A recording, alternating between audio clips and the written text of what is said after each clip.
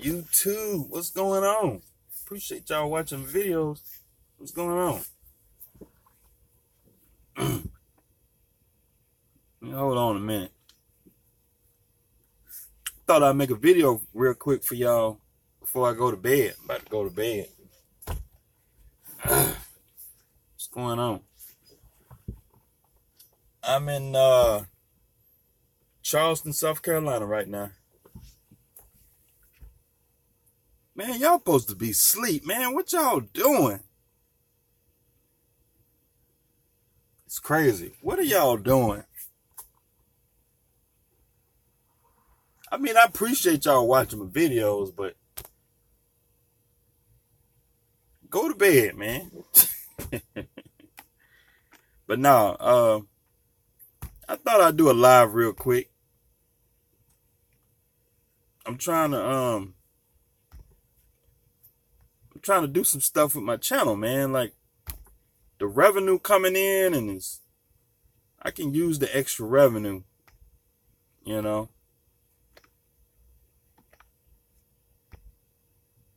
Tommy Gunn said I got all this debt, so I need this revenue. Pay off some of this debt I got. So I'm trying to make a bunch of videos. What's going on? Javon, what's going on? Oh, y'all night riders. Andrew, what's going on? Appreciate it. Jackson, Mississippi. Jackson, Mississippi. Okay. All I can say about Jackson, Mississippi, make sure you hold on to the steering wheel real good. Make sure you hold on to the steering wheel real good, boy. Coming through Jackson, Mississippi, them roads bumpy as hell. Them roads bumpy. Arkansas got some bumpy roads too. Arkansas, the southern part of Louisiana,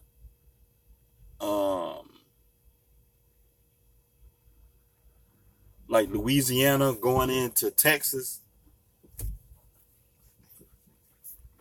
on I-10. Woo, it's bumpy. All I can say is just hold on to the steering wheel, man. Boom, boom, boom, boom, boom, boom. That's all you're gonna be doing. Amon Smith say you want to move to Nevada. I don't know why you want to move out west for. Come on to the East Coast, man. Come on to South Carolina, Georgia, North Carolina, Alabama. That's where the cheap real estate at. You know, Mississippi. Mississippi got some cheap real estate. You buy a big old house for $20,000.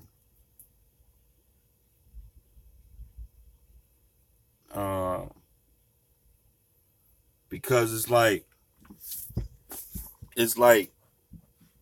you know, because like with trucking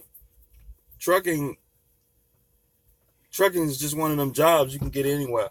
And like guys who drive a truck, live in California, I feel for them, because with all the taxes and over regulations, I don't know how them guys make it out there in California driving a truck. You know, you might make a little bit more money, but you know, it's like if you live like in South Carolina or Georgia or Alabama, Mississippi, you know, income from driving a truck, I think you got a better chance of making it, because, you know,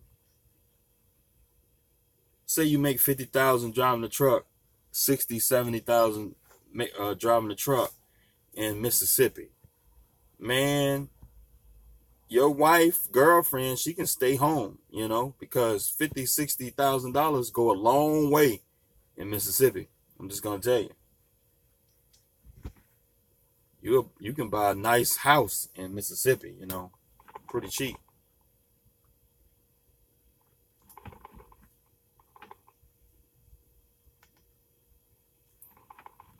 Yep, taxes are low. But that's just my opinion. That's my opinion.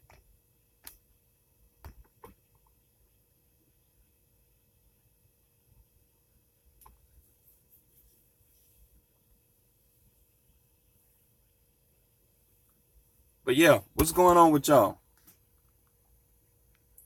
No state taxes in Texas? Yeah, but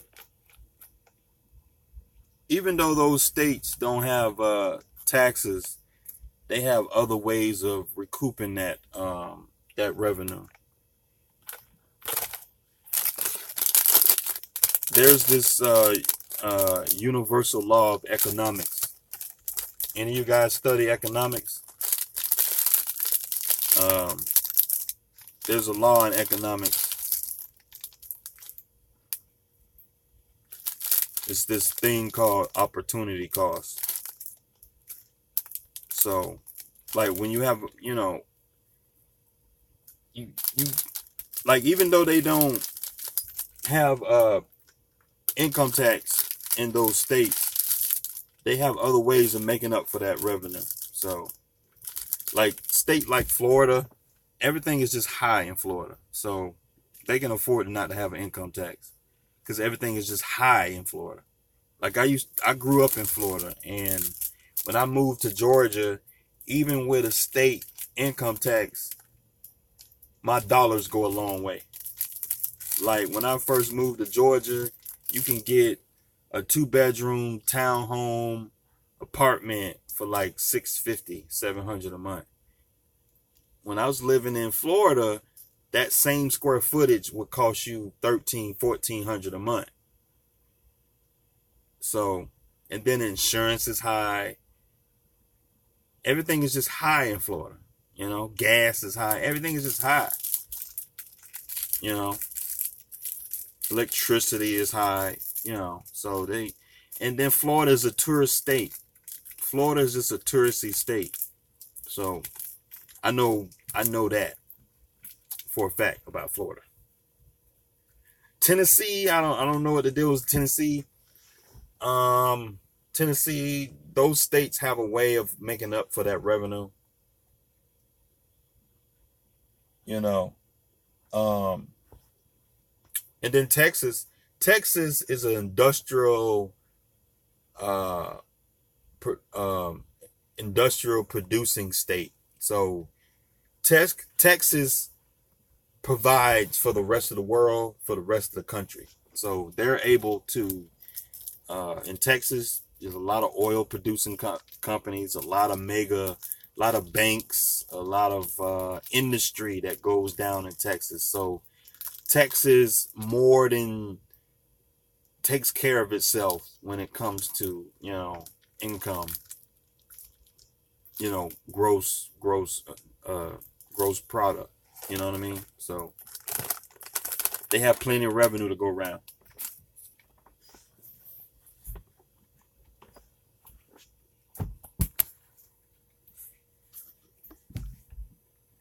Let me see what y'all talking about.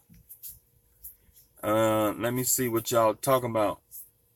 Y'all just hit me with a whole bunch of comments up here.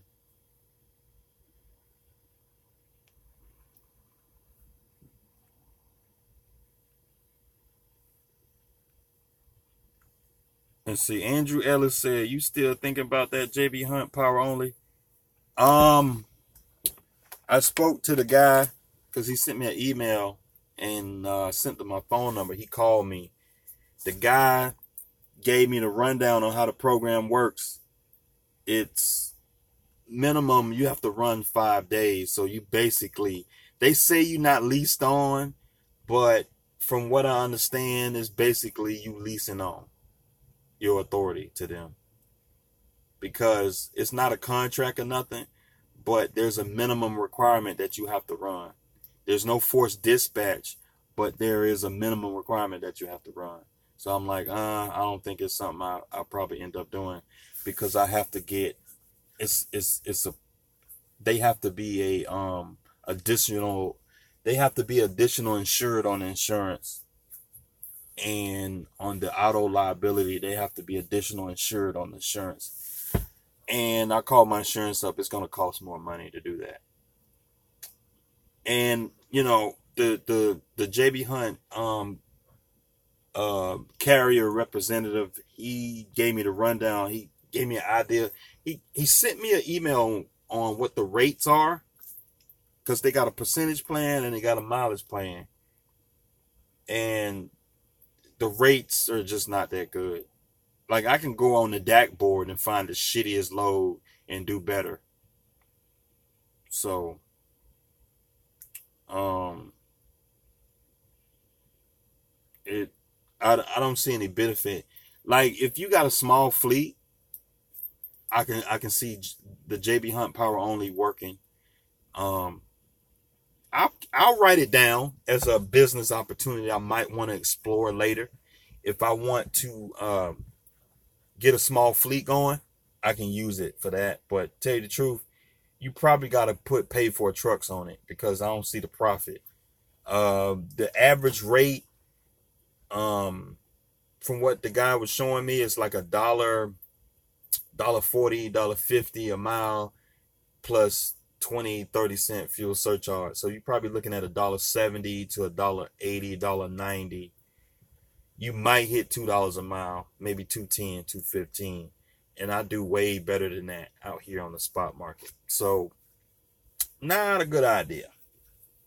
But if you got a small fleet, 3, 4, 5 trucks that's paid for, you could probably hire on some company drivers to run that program, because they're going to take care of all your dispatching and stuff like that. And you just got to take care of the trucks and run the compliance with your e-logs and stuff like that. You get fuel cards, you get all of that good stuff. You use their fuel network, their maintenance network. You just pulling JB Hunt trailers with your equipment. So it may be something I want to explore later. But at this point, I don't see any benefits. I don't really see the benefit in it. But I may explore it later. They got some Amazon accounts available. So, but you have to run a minimum of 5 days. So that's something I would want to have, going pay cash for some trucks.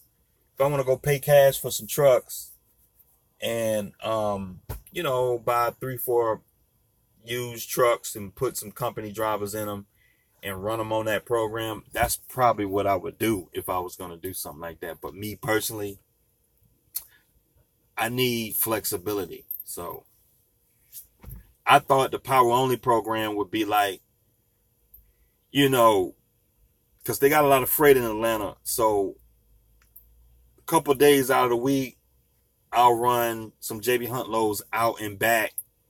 And then if I see some freight in Atlanta, I'll hook to my trailer, run a load, come back, and then I'll see some JB Hunt freight and kind of mix it up with, some of that. But that's not how the program works. It's a minimum of 5 days.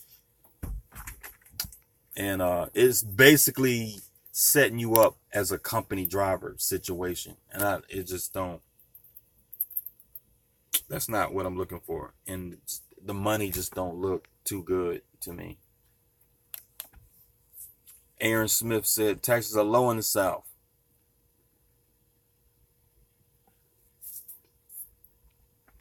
Cool Columbia said, you in Alabama, man? Boss 619 Tycoon. Do you have to buy a truck before you get your authority?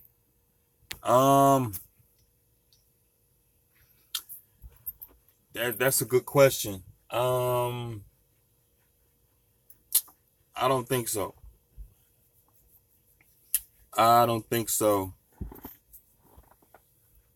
I don't think you need a truck to get your authority.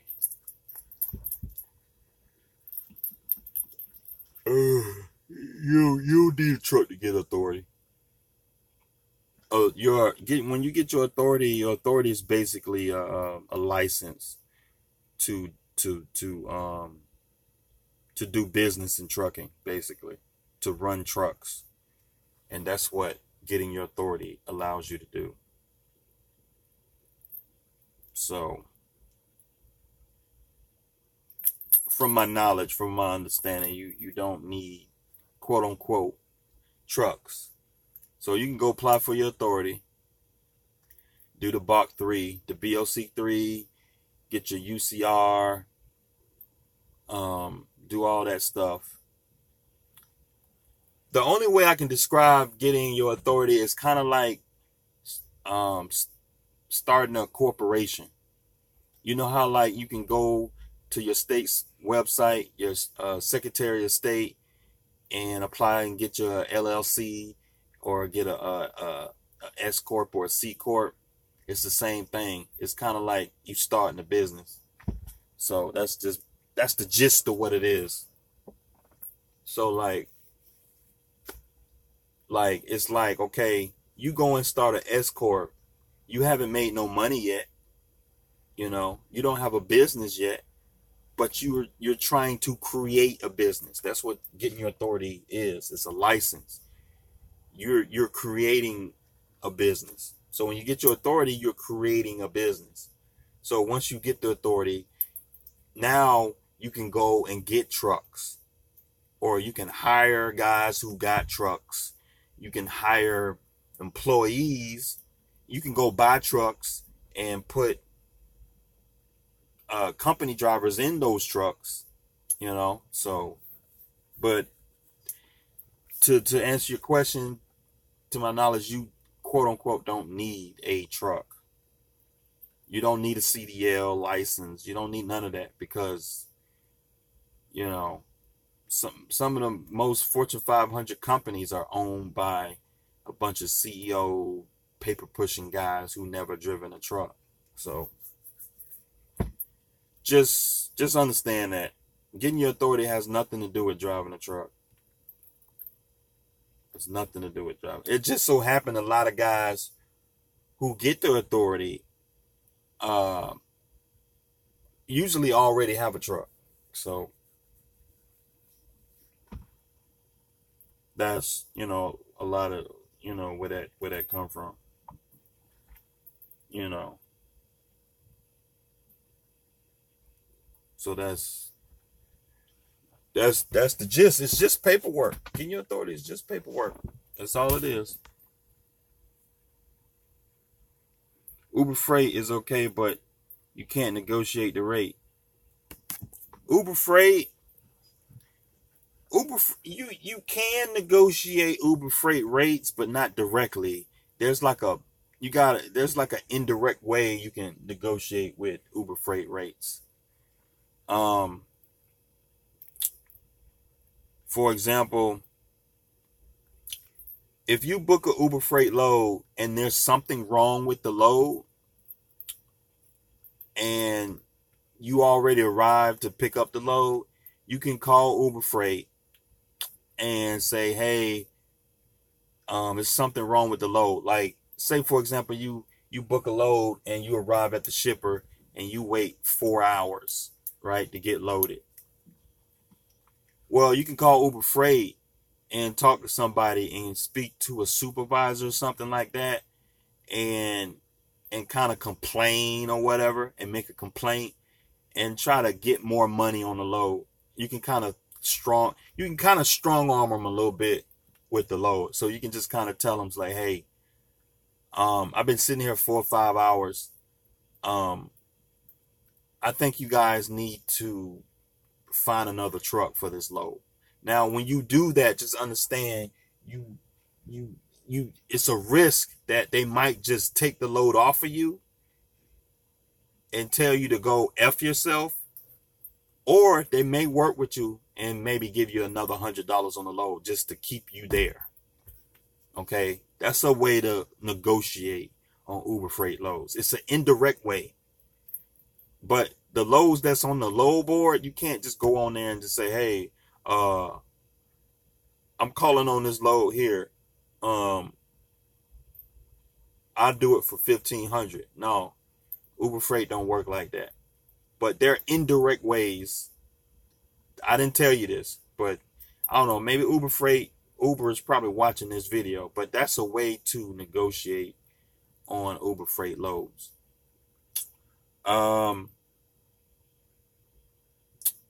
There are a few other ways to negotiate with Uber Freight loads. Is to you got to learn Uber Freight's system on how you got to learn their customer base, so to speak. It's kind of like the Snyder board. Like with Snyder, you can't negotiate with Snyder choice load boards. You can't negotiate on Snyder IC choice load board loads, right? But there's a way to negotiate those loads indirectly. So, but that takes time. So like if you start running in an area, and you learn your area that you run in, you can learn how to negotiate those rates by studying the area and knowing what's the top dollar that load is going to go for. Or, so for example, if there's a load on the load board with Uber Freight, with Uber Freight, as the loads sit on the load board, the longer the load sits on the load board, the higher the rate is going to get. And usually when the load sits on the board and it gets closer and closer and closer to the appointment time, usually the rate for that load will go up, generally. So, with Uber Freight loads, you don't want to book loads too early ahead. You just don't want to do that, because you're booking too far in advance where you're not going to get top dollar for the load. So with Uber Freight loads, I usually don't book them no more than a day in advance. I find getting the best rates on Uber Freight loads the day of, or like within a few hours of pickup. Like there are loads that drop on that board the same day. If you just happen to be empty with an empty truck in an area, and you just happen to be on the load board, and the load drop on the Uber Freight board, and the pickup time is like 2 hours from, say if it's 12 o'clock and the appointment is at 2 o'clock, and you empty and it's like a 20-minute deadhead, that's probably the top dollar that they're willing to let that load go for. That's how you negotiate with Uber Freight loads. But actually calling them up and talking to a person, there are other ways to negotiate with Uber Freight loads. But that's the way that I found to negotiate with Uber Freight loads. So yes and no, you can negotiate on Uber Freight loads, but that's just what it is. I mean, that's just what it is. So like with Convoy does the same thing, but you can negotiate on Convoy loads. So you can bid on, you can put in a bid. And I've gotten some great paying loads off Convoy, and I just put in a bid. And usually it's loads that nobody don't want to pull. It'll be a heavy load going in the area. So I'll throw a high bid up there. I've had Convoy call me and say, hey, can you come down on this rate? I was like, nah. And I explained to him why. It's like, look, this load here is going up in the mountains. It's going up over a certain type of mountain, and it's going to beat my truck up going up this mountain. And the load is heavy. I know that nobody wants to pull this load. So I'm at the point where you take it or leave it. And that's a way this is negotiating, man. You got to know your area. And that's why I preach so much about running in your home area, so that you learn everything there is to know about the freight in your area. So when you're looking at loads on the load board, you know the rates in your area like the back of your hand. But if you're running all over the country, you don't get a chance to really slow down to learn your area, learn the patterns of freight in your area. Okay. You don't know, okay, the end of the month, the last week of the month is a good or a bad time to book loads. So if you know it's a good or bad time to book loads at the end of the month, that'll tell you is okay how to bid on the load. Should you go home? Should you take extended home time? Should you, it's all kind of things you just learn by booking loads in your area. So it's not just easy as just, okay, calling up a broker and booking a load. And it's just like sometimes, and then on top of that, paying attention to how you communicate to the broker.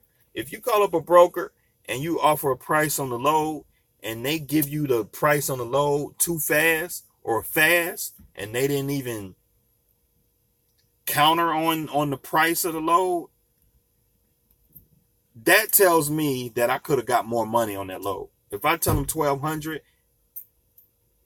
and they're like, okay, Raycon, I'm like, damn, I could have got $1,400 on that load, $1,500 on it.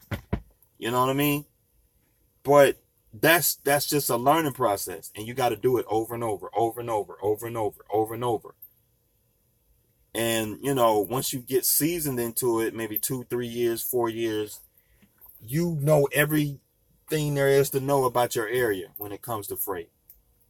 You know the customers, you know what the freight is paying, you know how much percentage certain brokers are getting on certain loads, you know which areas to stay out of a certain time of the month, certain time of the year. It just, so that's why I tell guys you want to stay in your home area and study that area. So a lot of guys, they want to run all over the country and chase money down. You don't got to chase money down. There's plenty of money in your backyard. You just got to find it. That's just my opinion right there. You just got to find it. Yes, you can run all over the country and make some money, but there's plenty of money in your backyard, and you got to study it. You could be home every day if you knew where the money was, So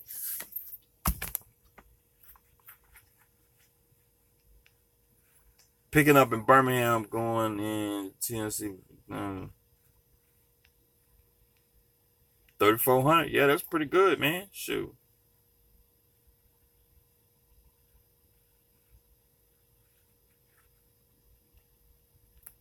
Yeah, you right on.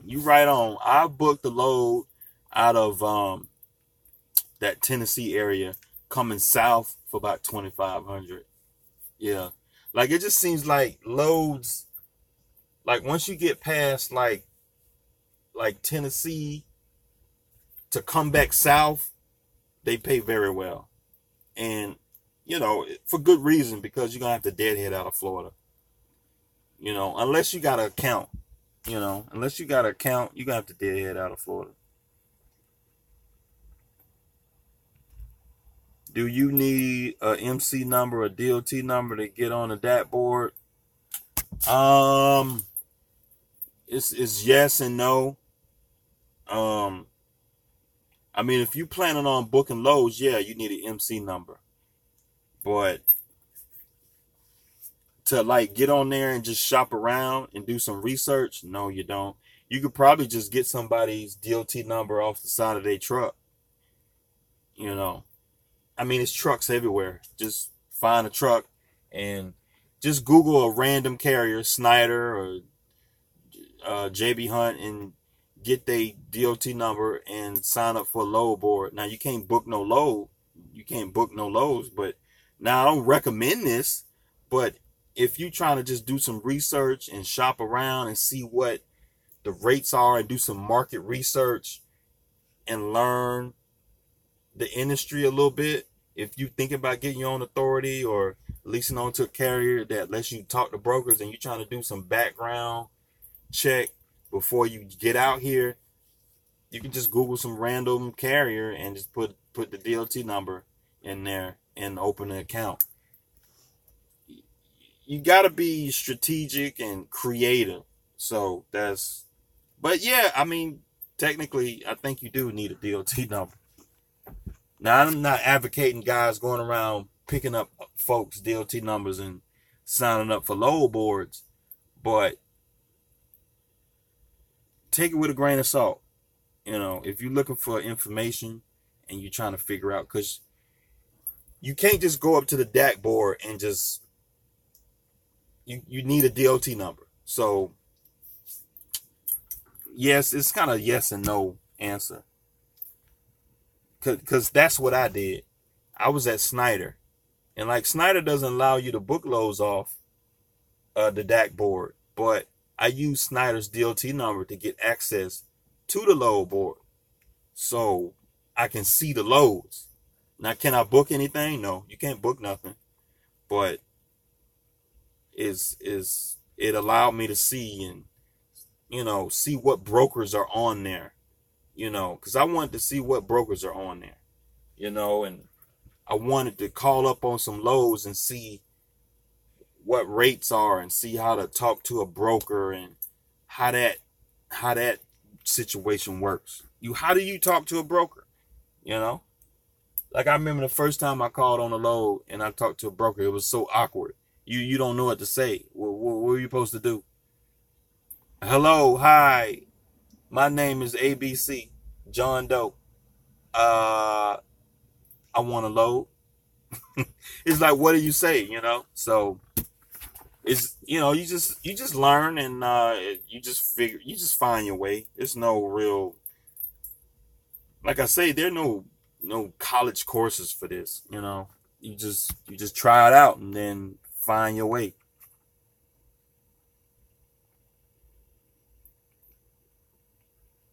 Working on getting my own authority. Yeah, man, that's good. I live in Tennessee. Sales tax 9.75, property tax low only 22.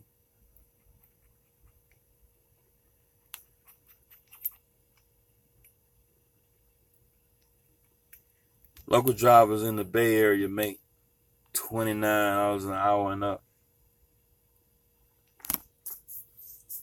Yeah, but $29 an hour in California ain't nothing,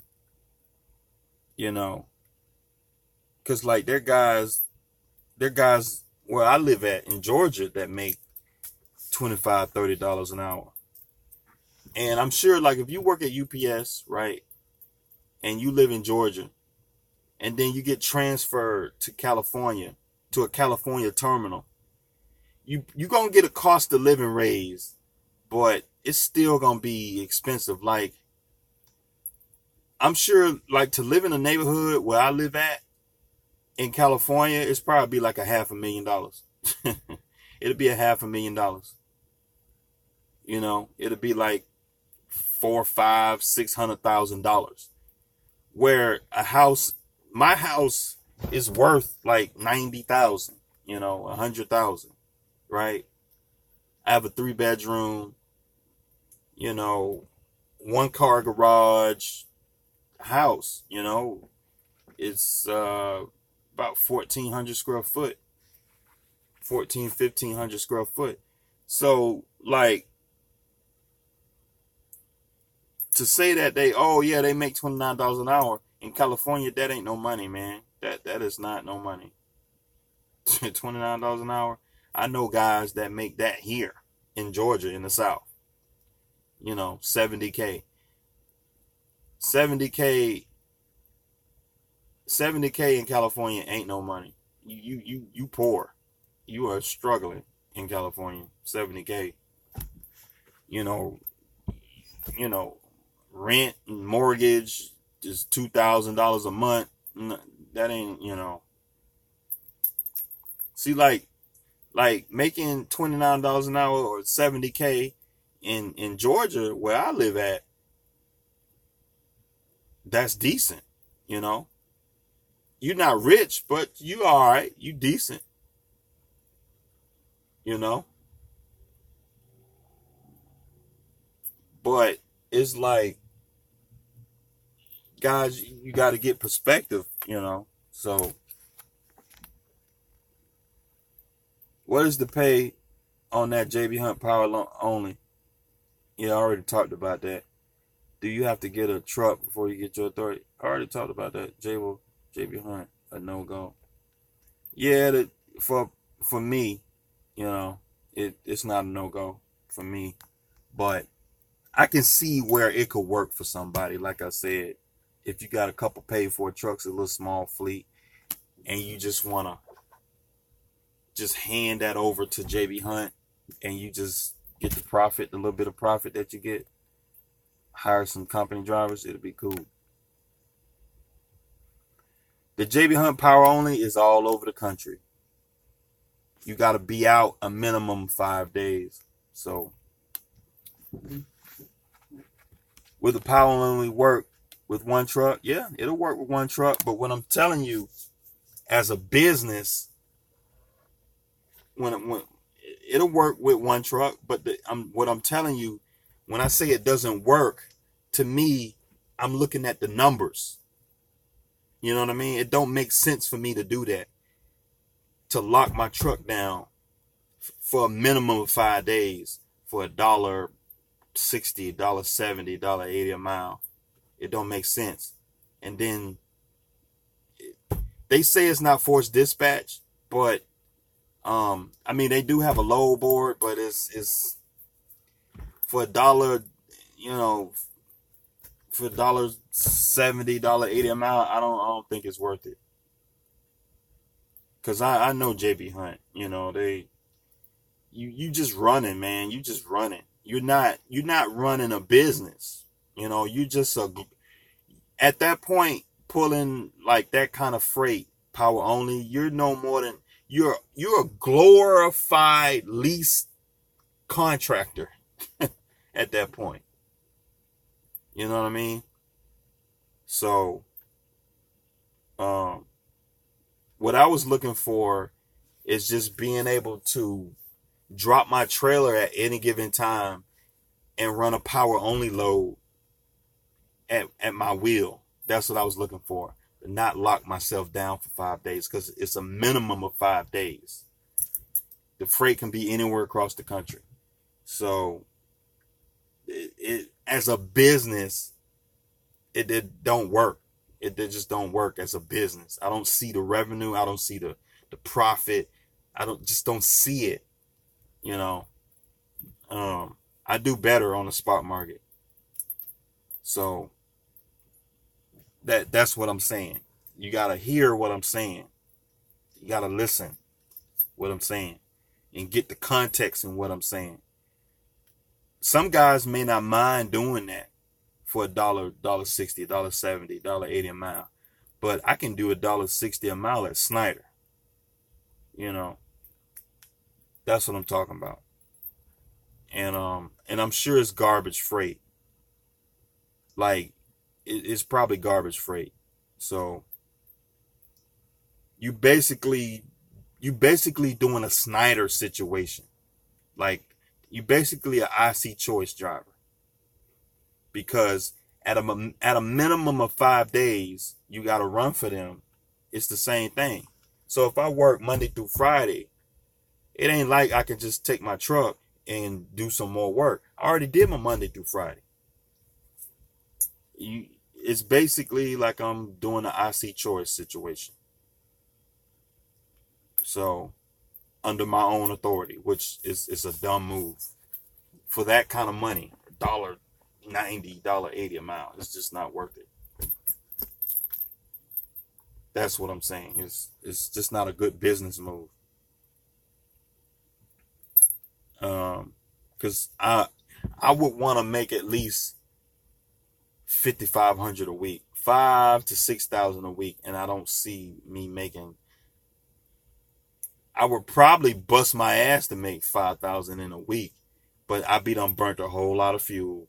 I have to go up on my insurance. I have to get the additional insured on my insurance. My insurance gonna go up just a little bit, and for what? To pull $1.70, $1.80 a mile freight? Nah, I'm good. Because what I'm doing now with my own trailer, I have more flexibility. At any given time, I can pull a Coyote. I can pull for any broker that I want to. I don't want to lock my truck down for 5 days to one JB Hunt carrier. That's a dumb move. So the reason why I say this for a fleet is because if you got a little small fleet, 2, 3, 4 trucks, you can hand your trucks over to JB Hunt Power Only, and they will dispatch your drivers for you. That program, it'll work because they'll run your truck for 5 days and you don't have to worry about it. That's why I say it's for a small fleet. But for one truck, because you tying your truck down. What you guys gotta understand, when you tying your truck down, you're limiting the business potential for your truck. Don't do that. Don't do that. You can do what you want, but I'm saying this is a business. And like I was saying in my other video, when I was my video just before this one, when I was driving down the road, you want to have a lot of business opportunity open to you.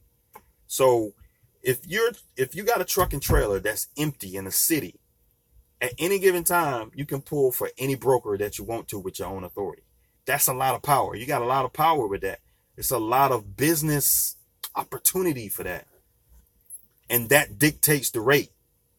So when you got a bunch of empty trucks and a bunch of loads, you're both competing for loads and the brokers are competing for trucks.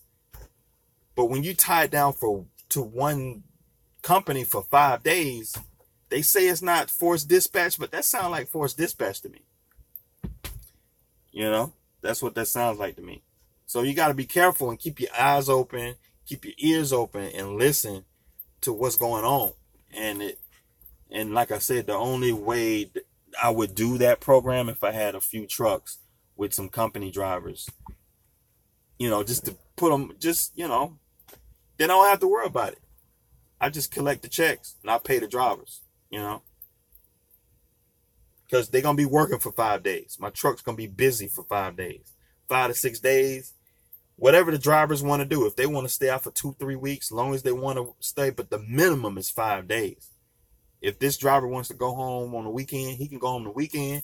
This other driver, he can run for 2 weeks, You know what I mean? So that's what I'm saying. You got to understand the context of what I'm talking about.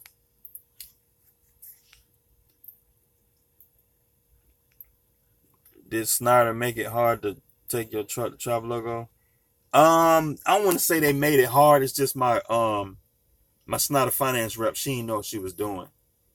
So if you have a competent Snyder finance rep who knows what they're doing, it makes it that much easier. But so I don't want to say Snyder's finance made it hard. I think just having people that you deal with that know what they're doing, so that it just makes things go quicker, because she didn't know what she was doing. So I told her, I was like, I wanted to leave Snyder. And she always had to put me on hold to ask somebody else questions, or she always have to get back to me. She's like, oh, wow, I have to ask somebody questions. I have to get back to you. And it takes 3-4 days for her to get back to me. I'm like, okay, you got to get this, you got to get that. And then, okay, I get this and I get that. Then I come back and I was like, okay, now you got to go do this. And it take another 2 or 3 days to get the answer to that. Just having a competent Snyder finance rep just help, but she's a nice lady and everything, but it's just, she just just wasn't competent in that area.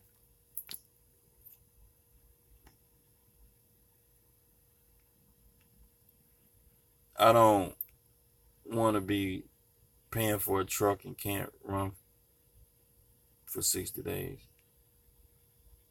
I don't want to be paying for a truck. I don't get what you're saying. What's the best way to learn freight lanes without driving them? Probably being a broker, I guess. Because if you don't drive, I guess the next thing, closest thing, is being a broker, I guess. Speak on how long it takes and how much. Do you get tired of dealing with the brokers sometimes? Yeah, I get tired of dealing with them.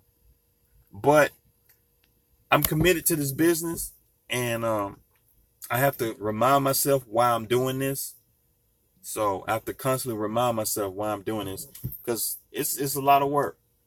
It's a lot of work running your authority, but at the same time, I have to remind myself, what's the alternative? Go back being a company driver? Going back to Snyder? So I kind of weigh the situation. I'll be like, I'm good. I stay where I'm at. I'm gonna call this broker up and call on this load. Like the video before this, when I was talking about what I'm grossing this week, I'm gonna end the week out with about 6,500 this week, and I'm taking home. I'm taking all that money, so my expenses are gonna be based on 6,500. It's not gonna be 6,500. Then somebody takes a cut, then I take my expenses. No, I'm taking all the money. I'm getting 6,500 minus my fuel, truck note, trailer notes, and some other stuff. So,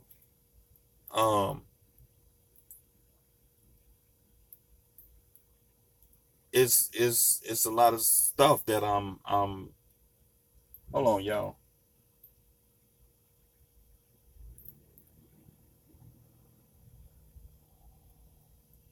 This guy rolling over here. But yeah, so like that's what keeps me motivated.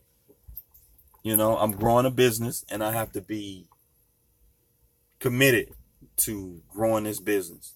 So that's just what it is. That's what keeps you going. Do I get tired of calling brokers? Yeah, I do. But at the same time, it's part of me starting a business. I just started a business. I'm in the growing pains of growing a business. So it's a lot of work. Yes, it's a lot of work, but I'm determined to grow this business to something great. There's a light at the end of the tunnel. There's a forest through the trees kind of situation. So, I mean, it is what it is, you know. How long does it take for OI to respond for you to sign up to the web page? I haven't heard back. I would call them, man. I would just call them. You know.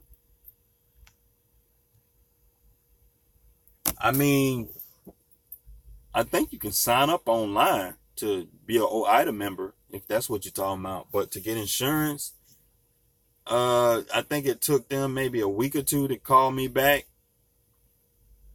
and get the quote done and all that good stuff, because they got to do a background check, and they got to check your license, verify some stuff. So, you know, it takes time. But if you just talking about being an OIDA member, you can sign up online. It's $45. So,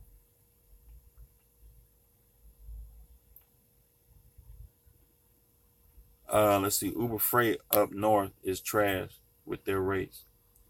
Yeah, but I mean, that's the point I was just making about JB Hunt. Like, if you're gonna sit there and just run all Uber Freight loads, yeah, their rates suck. The Uber Freight rates suck. They suck. But at times you might that's where this is what the spot market is about. This is what running on a spot market is about. You gotta understand like what the spot market is. So when you're on, like, I book a lot of loads off of Uber Freight. I book a lot of loads off Convoy, Coyote, C.H. Robinson, TQL. I book a lot of loads off those guys, but I don't run strictly off one because it's spot market freight. Like, at any given time, a great paying load could just drop on Uber Freight board. And I watch the load board. I'm always on the load boards looking at all the loads. You know what I mean? And the same thing applies for the DAT board and everything else. So nobody isn't going to hand you the money. You got to understand, you got to have to work for it.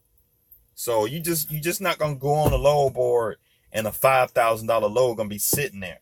You got to work for it. You got to watch the board, study the board.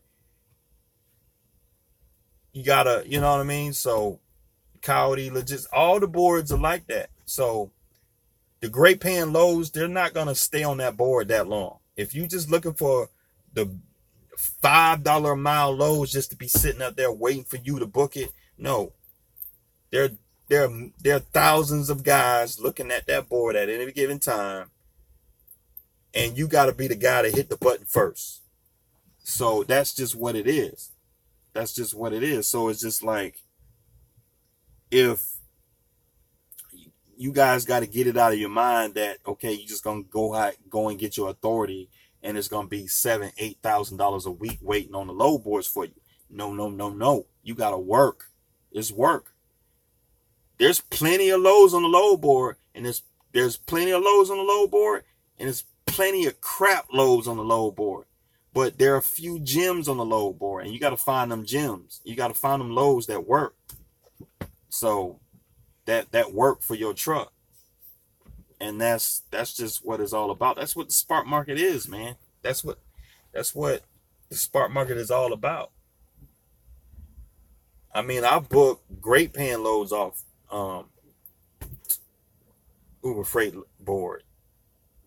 You know, you don't get them all the time, but that's why having a large platform available to you, you know, you got Coyote, C.H. Robinson, TQL, Uber Freight, Convoy, you got Nolan Transportation, Scott Logistics, you got JB Hunt, Snyder, Knight, Dart, Swift. You got all these logistics firms with all these opportunities to move some freight.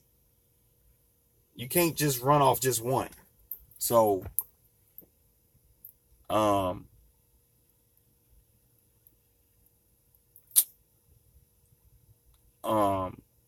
yeah, man, that's just what that is. Negotiators willing to walk away. In California,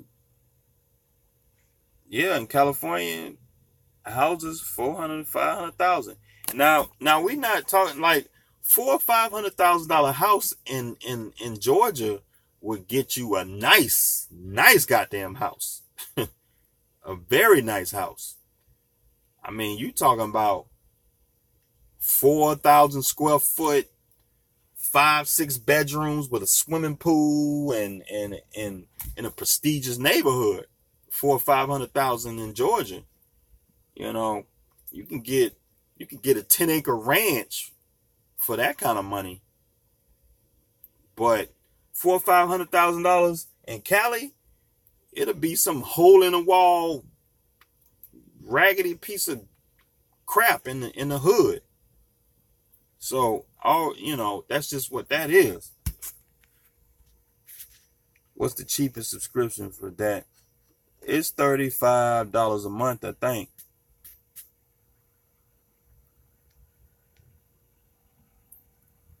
I just find out FedEx owner operator makes $1.50 a mile. They ain't making no money.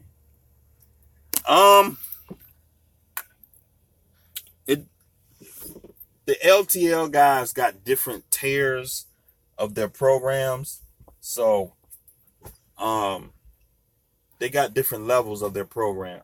So when you say they making $1.50 a mile, he probably leased on to a guy that's got a route. So depending on which route that you on, each route pays a different amount. So if you pull in like FedEx Freight, now that's a different program. Like FedEx Freight, that's truckload.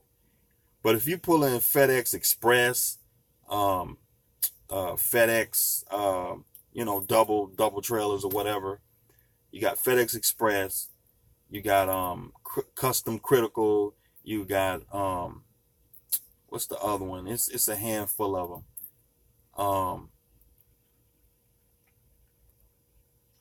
Like I know guys who got a small fleet on a route.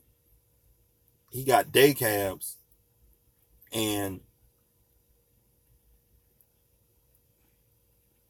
he got day cabs, and like he doing $1 million a year, 4, 5, 6 day cabs on a route. So that $1.50 a mile, that sounds like a guy that's leased on to somebody. So he might be leased on to another owner operator that owns a route. So you can go in and buy a route, say the route is about 400,000. This route generates about $500,000 to $1 million a year. You can get some day cabs, some sleepers to put on this route and pay your drivers $50,000, right? Or you can pay them, if they bring their own truck, you can pay them, $100,000, $150,000. So like, depending on what's going on, like, depending on who you talk to, that $1.50 a mile may be some other number. Because the guys that I talk to who actually own the routes with the actual fleet owners that's leased on the FedEx Freight or FedEx Express or whatever,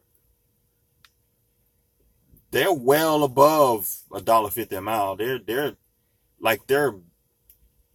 making $1.50 a mile. I mean, these guys, they're like $3, $4 a mile. So I don't get, because the parcel package freight business pays very well. The parcel package business pays very, very well. But if you're talking about FedEx Freight, that's basically truckload for FedEx or UPS. That's basically like JB Hunt, the truckload side.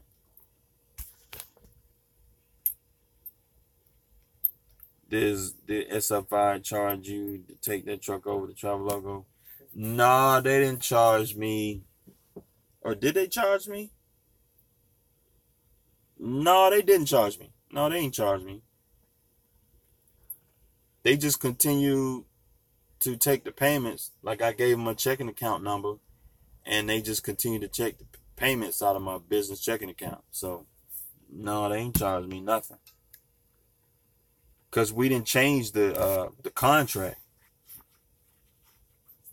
All Snyder Finance want is their money every month or every week. That's all they care about.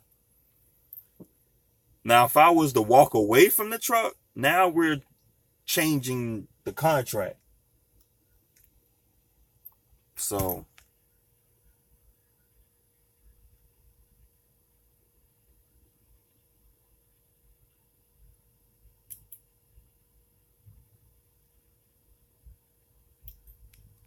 Alex Express said his authority gonna be active in 10 days. Congratulations, man.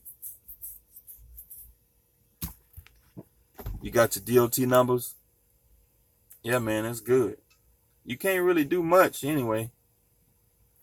You can go fill out some carrier packets. That's pretty much all you can do right now. Fill out as many carrier packages as you can. Go on the load boards and just go on the load boards and just go down the list on how often do you see certain brokers on there. Like if you see, like, just go down the list, because it's like you go down the list and you see a lot of TQL loads on there. I think you need to go ahead and fill out a TQL carrier packet. You go on there and you see a lot of Scott Logistics on there. Scott Logistics. They got all these loads. It's like, damn, okay, let me fill out a Scott Logistics carrier packet. Now, Scott Logistics require 30 days, so they won't give you a carrier packet until you get 30 days. TQL, I think TQL will let you fill out a carrier packet, but you can't pull freight until you get 30 days. I think. But you'll be set up with them. Once you hit 30 days, you can pull a load. But simple as that. You know, you got to do your market research in your area. I don't know where you live at, but that's what you got to do. That's what I did anyway. Because it don't make sense. It don't really make sense to go and fill out a carrier packet for a company you're never going to pull a load for. That's just a waste. It's a waste of time. And if it's your first time filling out a carrier packet, it's going to take you about 30 minutes to an hour. Because you don't know, you never fill out a carrier package. You don't know what you need. You know, it's going to take you about an hour, But once you fill out about 2 or 3 of them, you get the hang of it. You fill them out in 10 minutes, 5 minutes, 2 minutes, quick. Because you already have everything saved on your computer. Your W-9, your authority letter and all that stuff. You have everything saved already. You just run through it, put your name on there, MC number, sign the contract, whoop, whoop, whoop, whoop. Put your address, doop, doop. Just run through there. Fill out the quick pay form, bump, bump, bump. Send them your W-9, authority letter, insurance. Done. Take you 2 minutes, fill out a carrier packet. But that's just my opinion. When you a one-man truck, you got to make sure your time is put to the right use. You got to make sure your time is put to the right use. So that way, every time you want to book a load, you filling out a carrier packet to pull a load. That's a waste of time. It's a waste of time. Find the top 10 brokers around the country in your area and go from there. Because to tell you the truth, I rarely often fill out carrier packets. I think I filled out one about 2 weeks ago because I was in the area and I was going across all the load boards. I called up a handful of brokers that I usually deal with, and none of them was offering a rate that I wanted to pull. They just wasn't offering. So I went on the DAT board and I scrolled through. I saw a load that I wanted to pull, but I'm not set up with the particular broker, so I had to fill out the carrier packet for the load. And that's what I ended up doing. So that's just my opinion. You want to be efficient, so you don't waste a lot of time filling out carrier packets for brokers you're never going to pull a load for. Or you fill out a carrier packet to pull one load for this broker from the one load. You don't want to waste that time. You want to fill out carrier packets with brokers where you can get repeat business. So you fill out the carrier packet one time, and just about every week you can pull a load with this broker. That's what you want.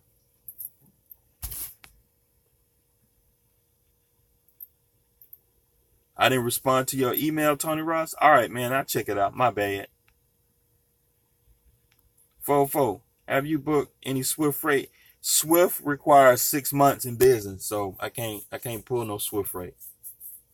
I think they require, I think it's 6 months or a year, something like that. But I can't pull Swift freight. Milkman the trucker say I'm a liar.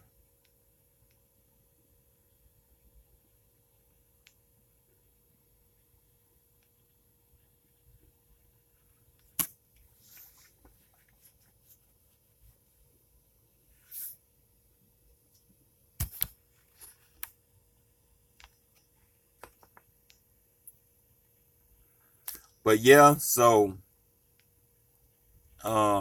yeah, man, so it's, you just gotta take your time and do your due diligence and stuff like that. I know I talk a lot about getting your authority, but you just want to take your time. Make sure you have cash reserve, a little bit of savings before you come out here. I know I talk about getting your authority. I get all in y'all face. Get your authority. Get your authority. Get your goddamn authority. But I have to back off. I'm sorry, y'all, because it's I know a lot of times, people say things and like we believe it. So, but at the end of the day, man, you just want to, because getting your authority is not for everybody. And, running your own authority, it is a lot of work. It is some work. So, but at the same time, I think at this point, I think it's worth it, because I'm building something that's mine, got my name on it. The work that I'm putting in, I think is worth it. I have something to show for it. I have a business. That's a legitimate business that's making money, so like, I'm proud of that, to look on the side of this truck and see that it's my company running this truck. So it feels good. But at the same time, it's a lot of responsibility. So that's just what it is. But so, I'm kind of apologizing a little bit, but at the same time, I do believe getting your authority is the best thing you can do in trucking. I think it depends on what you're trying to do.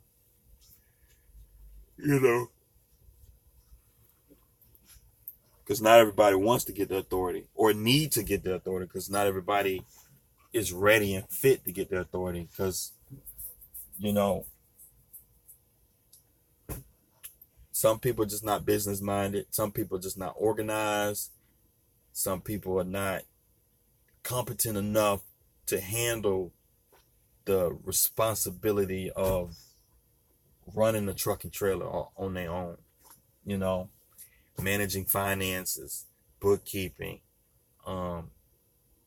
getting loads on time and being responsible and stuff like that. It takes a lot to run this truck, and I'd make it look so easy, but I'm just like, I bumped into a guy and, I was talking to him, and, I was just thinking, like, because I've been in his shoes before, when I first got in the trucking, man, I had no idea. I didn't know how to work a log book. I didn't know hours of service. I didn't know how to be on time to pick up loads and deliver them on time.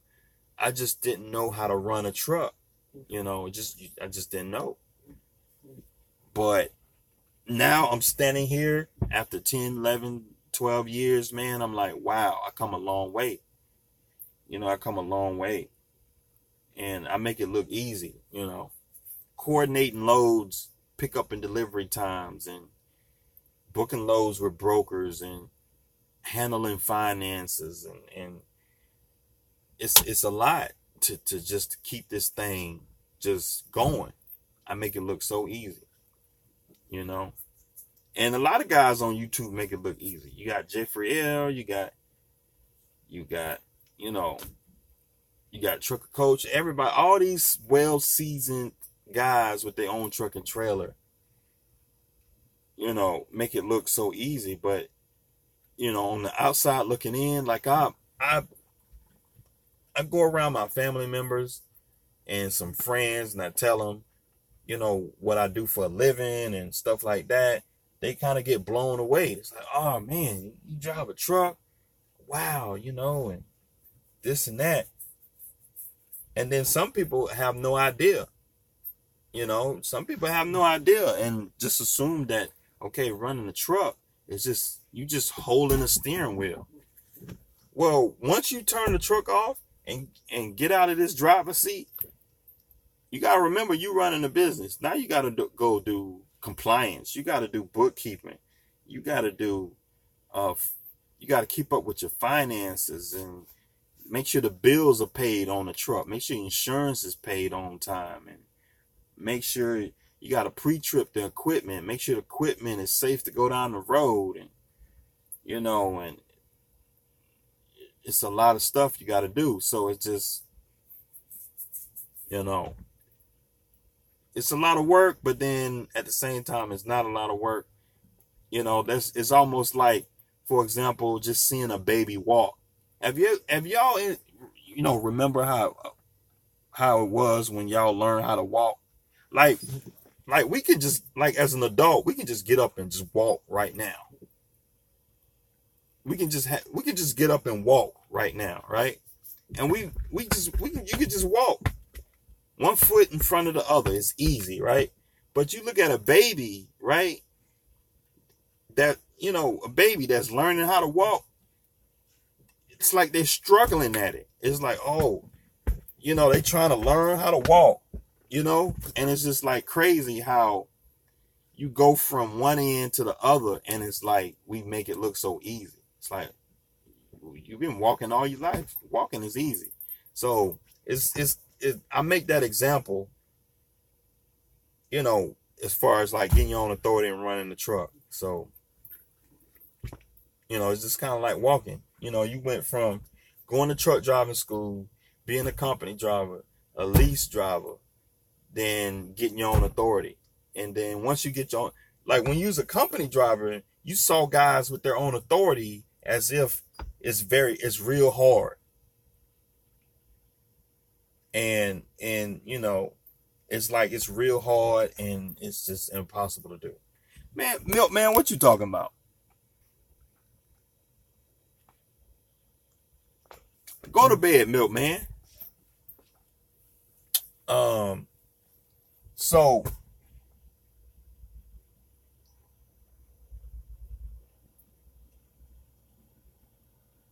but yeah, so like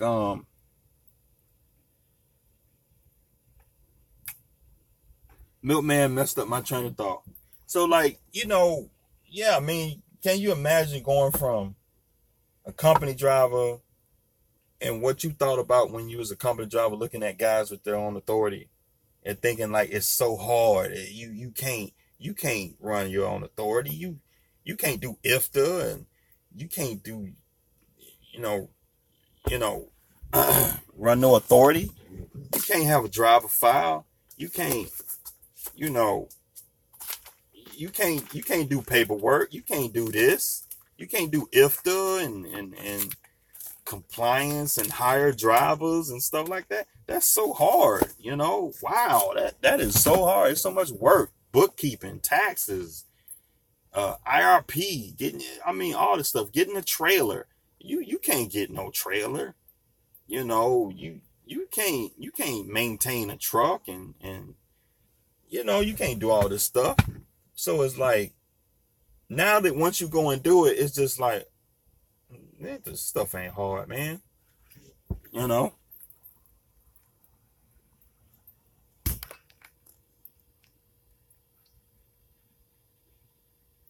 Milkman the trucker, man, you a trip. Mario, nah, I ain't had my audit yet.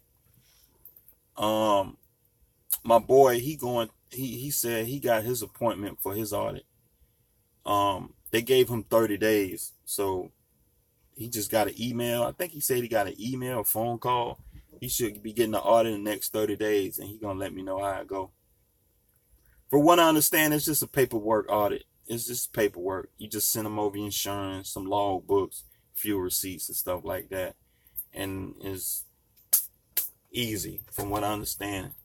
All the guys that I done bumped into, they all said it's a paperwork audit. You just send them over some paperwork and you're good to go. Tony Ross say, Alex, I thought you were already signed up with Dean class.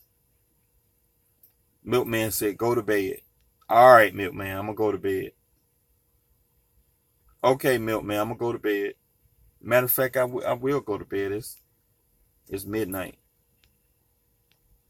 But yeah, man, I think I'm going to go to bed because Milkman said so. But yeah, man, I just wanted to put out some content for y'all, man. Me running my mouth. I appreciate y'all letting me run my mouth tonight. Appreciate it. If it wasn't for Milkman, I'll just sit up here and run my mouth. But Milkman said I gotta go to bed, so I'm gonna go to bed. But hey, I told you, man, I'm in South Carolina right now.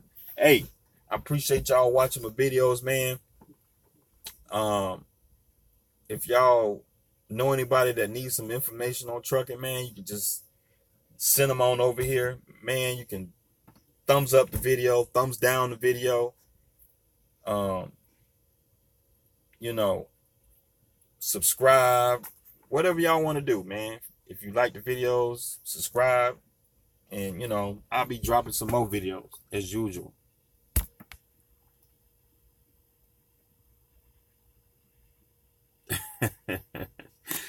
I don't know, man. I don't block people. I don't know. I don't block people. Because he's silly, man. He just silly. He just silly, man. But hey, man, I appreciate y'all watching my videos, man. I'll see y'all next time.